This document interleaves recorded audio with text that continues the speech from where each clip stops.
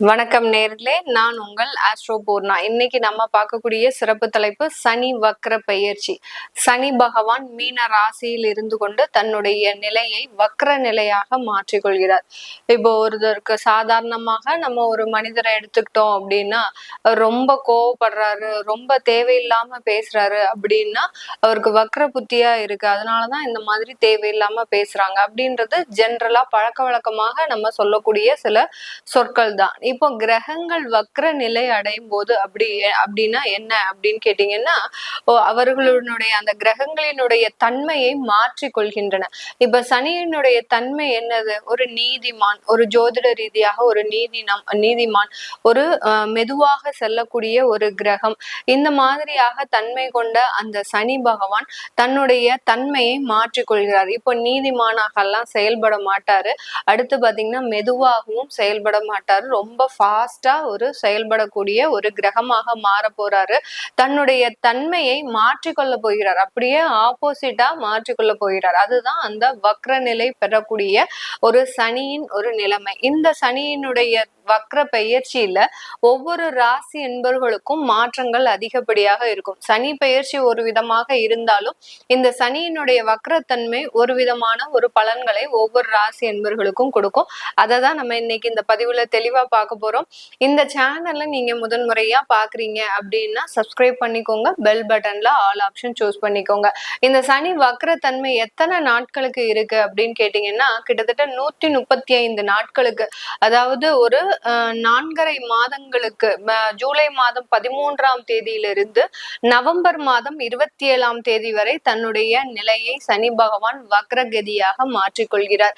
இதைதான் நம்ம இப்போ டீடைல்டா ஒவ்வொரு ராசி என்பவர்களுக்கும் பார்க்க போறோம். வாங்க பார்க்கலாம். கடக ராசி என்பவர்களுக்கு சனி பகவான் 9ஆம் இடமான பாக்கிய ஸ்தானத்துல வக்ரகதி அடைகிறார். இந்த கடகராசி என்பவர்களுக்கு அஷ்டமாதிபதி தான் அந்த சனி பகவானே.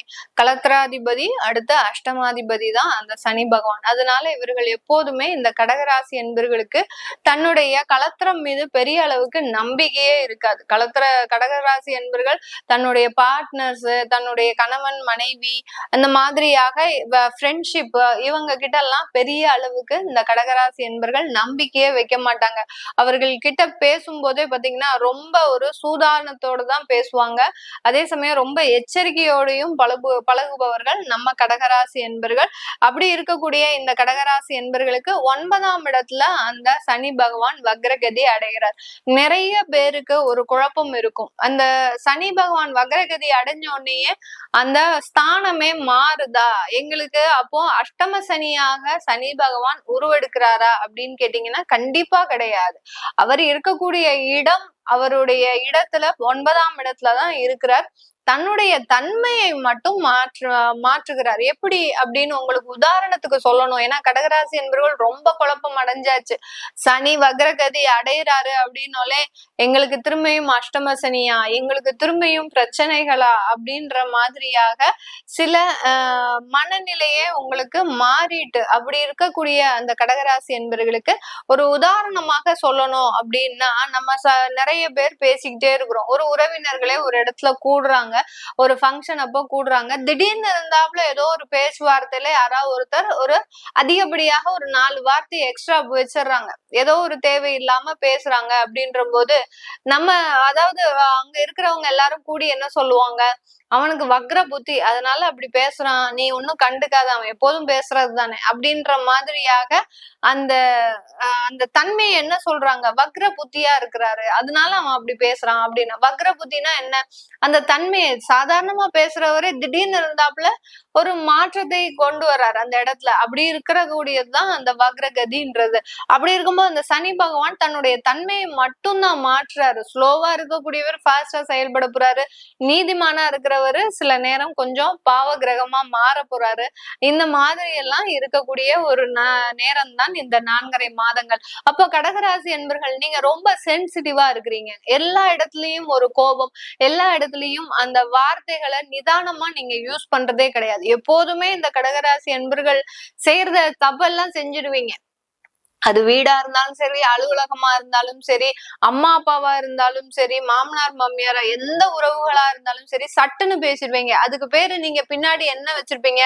நான் எதையும் மறைச்சு வச்சு பேச மாட்டேன். உடனே நான் ஸ்ட்ரெயிட் ஃபார்வர்டா பேசிடுவேன் அப்படின்னு தான் சொல்லுவீங்க. ஆனா அந்த மாதிரியான குணங்கள் எப்போ மாறுறதுக்கு உண்டான ஒரு டைம். அந்த வக்ரகதி அடையும் போது, அந்த சனி பகவான் வக்ரகதி அடையும் போது உங்களுடைய மனநிலை எப்படி மாறப்போகுது? கொஞ்சம் சூதுவாதோட நடந்துக்கக்கூடிய ஒரு நிலை. நம்ம பேசி பேசி இது இவ்ளோ பேசுறதுனால யாரு அவமானப்படுறா? இந்த கடகராசி அன்பர்கள் தான் அவமானப்படுறாங்க. அந்த உறவினர்கள் மத்தியில, குடும்பத்துல பாத்தீங்கன்னா ரொம்ப கெட்ட பேரே பாத்தீங்கன்னா இந்த கடகராசி அன்பர்களுக்கு தான். அவனுக்கு வாய் சும்மா இருக்காது, அவ அப்படித்தான் பேசுவா, இவன் இப்படித்தான் செய்வான் அப்படின்ற மாதிரியாக அந்த ஒருமையில கூட திட்டுறதுக்கு உண்டான வாய்ப்புகள் இந்த கடகராசி என்பர்களுக்கு அதிகமாக இருக்கும். இது எல்லாமே இப்போ உங்களுக்கு மாறக்கூடிய ஒரு டைம். உங்களுக்கு உண்டான ஒரு மதிப்பை நீங்களே அந்த இடத்துல தக்க வைத்துக் கொள்ளக்கூடிய ஒரு நேரம். அந்த 9ஆம் இடத்துல இருக்கக்கூடிய அந்த சனி பகவான் அவமானத்தை கொடுத்தாலும் இந்த வக்ரகதியா இருக்கும்போது ஒரு நல்ல பெயரையும் சேர்த்து கொடுக்கறதுக்கு உண்டான ஒரு நேரமாக தான் இந்த கடகராசி அன்பர்களுக்கு இருக்க போகுது. தொழில்ல பாத்தீங்கன்னா நிறைய உழைக்கக்கூடிய அன்பர்களே நம்ம கடகராசி அன்பர்கள் தான். நிறைய பேர் பாத்தீங்கன்னா இந்த கடகராசி அன்பர்கள் ரெஸ்டாரண்ட் பிசினஸ்ல இருப்பீங்க. அதே சமயத்துல பாத்தீங்கன்னா ஆடை சம்பந்தப்பட்ட, அதாவது துணி சம்பந்தப்பட்ட தொழிலையும் இருக்கக்கூடிய ஒரு அன்பர்களாக தான் இருப்பாங்க. நிறைய கடகராசி அன்பர்கள் குருமார்களாக இருப்பாங்க. குருமார்கள்னா யாரு? டீச்சிங் உத்தியோகம் செய்யக்கூடிய ஒரு அன்பர்களாக தான் இருப்பாங்க. இப்படிப்பட்ட நபர்கள், தொழில் செய்யக்கூடிய நபர்கள் எல்லோருமே தன்னுடைய தொழிலினுடைய விரிவுபடுத்துறத பத்தி நினைச்சு பார்த்திருக்கவே மாட்டீங்க. நம்ம இப்படியே இருந்தா போதும், நமக்கு ஏதோ ஒரு வருமானம் வருது, மாசத்துக்கு ஒரு வருமானம் வருது, அது மட்டும் போதும், நம்ம இதெல்லாம் எக்ஸ்பேண்ட் பண்ணணும் அப்படின்ற அவசியம் இல்லை. இந்த மாதிரியாக தொழில் விரிவடைவை பத்தி எண்ணி பார்க்காத இந்த கடகராசி என்பர்கள் இந்த காலகட்டத்துல அதற்குண்டான சில முயற்சிகளை செய்யக்கூடிய ஒரு தருணமாக இருக்கும். வெளிநாட்டு வேலை வாய்ப்புகள்ன்றது இந்த கடகராசி என்பர்களுக்கு தானாக வந்து அமையக்கூடிய ஒரு நேரம். இந்த காலகட்டம் பாத்தீங்கன்னா கடகராசி என்பர்களுக்கு வெளிநாட்டு வாய்ப்புகள்லாம் வீடு தேடி வந்து கதவை தட்டும். உங்களுக்கு தான் வந்து கொடுப்பாங்க. அந்த 9ஆம் இடத்துல இருக்கக்கூடிய அந்த சனி பகவான் இந்த மாதிரியான, ஏன்னா ராகுவோட சேர்றாரு, பக்கத்துலயே யாரு இருக்கிறாரு கிரகங்கள், ராகுன்ற வக்ர கிரகம் இருக்கு. மேக்னெட் ஆப்போசிட்ல இருக்கும்போது ஈர்ப்பு தன்மை அதிகமா இருக்கும். ராகு இந்த சைட்ல ரிவர்ஸ் போறாரு, சனி பகவான் இந்த சைட்ல இருந்து ரிவர்ஸ்ல வராரு. அப்படி இருக்கும்போது அந்த ஈர்ப்பு தன்மைன்றது அதிகமாக இருக்கும்போது வெளிநாட்டு வாய்ப்புகள் இந்த கடகராசி என்பர்களுக்கு அதிகமாக இருக்கும். வெளிநாட்டு வாய்ப்புகள்னா நாங்க எங்க மேடம் வெளிநாட்டுக்கு போக போறோம், இங்க இருக்கக்கூடிய மதுரையை தாண்ட முடியல, கோயம்புத்தூரை தாண்ட முடியல, கிருஷ்ணகிரியை தாண்ட முடியல, இப்படின்ற மாதிரியான இடத்துல இருக்கிறவங்களுக்கு உங்களுக்கு வெளி மாநில ஒரு வேலை வாய்ப்புகள் வேற ஸ்டேட்ஸ்ல போய், அதாவது வெளியூர்ல போய் நீங்க வேலை செய்வதற்குண்டான அமைப்புகள் உங்களை தேடி வருவதற்குண்டான ஒரு நேரமாக இருக்கும். சில பேர் பாத்தீங்கன்னா இந்த காலகட்டத்துல முரட்டுத்தனமா வேலையை தானே விட்டுட்டு வந்துருவீங்க.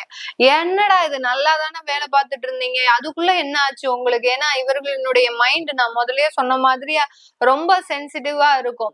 எல்லா இடத்துலயும் கோபம் இவங்களே பட்டுட்டு தன்னை தானே ஒரு வருத்தி கொள்ளக்கூடிய ஒரு அன்பர்களாக தான் இந்த கடகராசி அன்பர்கள் இருப்பீங்க. இந்த 4.5 மாதத்துல வேலையா நீங்களே வாலண்டரியா போய் விட்டுட்டு வருவீங்க.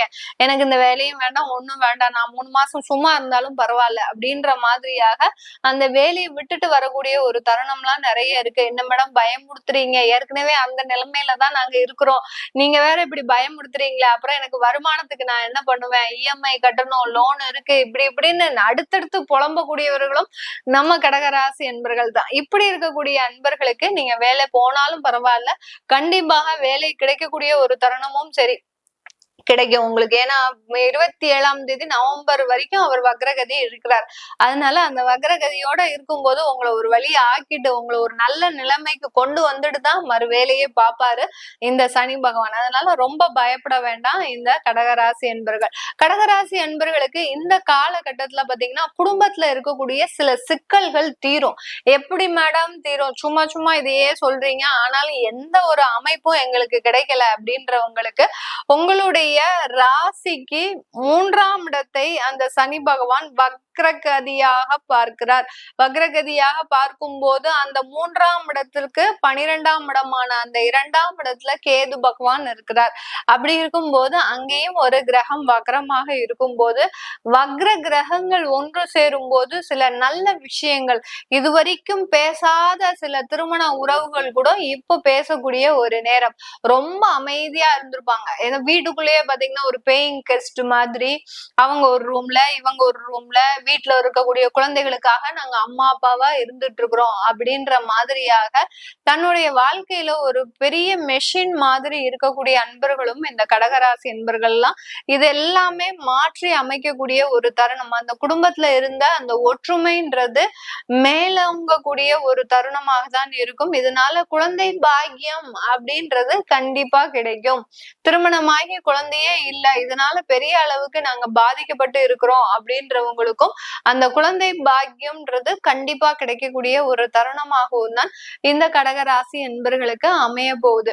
இந்த காலகட்டத்துல பாத்தீங்கன்னா இந்த கடகராசி என்பர்களுக்கு அந்த சனி பகவான் அந்த வக்ரகதியாக அந்த 6ஆம் இடத்தை பார்வையிடுகிறார். 6ஆம் இடம்ன்றது பாத்தீங்கன்னா ருணரோக சத்ருஸ்தானம்.